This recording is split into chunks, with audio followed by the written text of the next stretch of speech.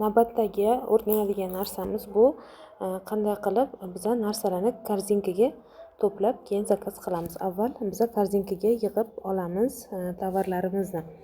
Misol uchun mana bu yerda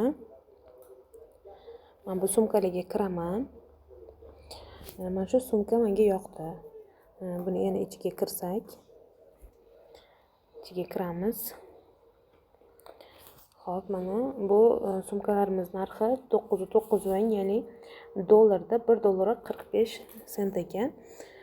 Buni endi biz o'zimizga yoqqan ranglarni tanlash uchun mana pastda kichkina sumkachalarning rasmiga kiramiz. Mana bu yerdan menga masalan yashil sumka yoqdi.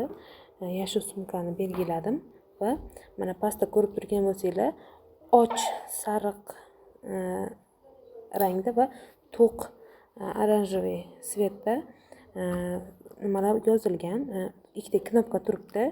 Bunda sizlar och sariq rangli knopkani bossanglar, bu korzinkaga tushadi. Agarda hoziroq birdaniga korzinkaga yig'masdan, birdaniga hozir shuni o'zida bitta shuni sotib olaman desanglar, to'q rangli knopkani bosasizlar. Hozir men korzinkaga yig'ib olishim uchun mana och ranglisini bosaman va bu mana shunaqa птичка bo'lib, meni korzinkamga tushadi.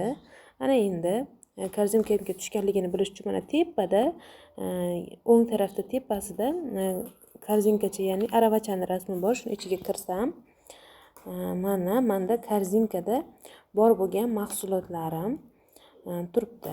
Bularning ichidan mana hozirgina tashlangan mana yashil sumkani ko'rishinglar mumkin.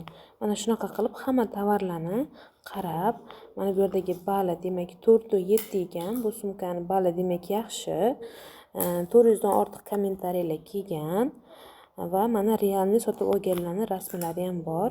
Demak, men bu sumkani bemalol ishonib sotib olsam bo'ladi. Mana taqib ko'rsatishgan, har xil ranglarni olishgan. Mana men yoqtirgan yashil sumka ham xuddi o'zidagi ekan.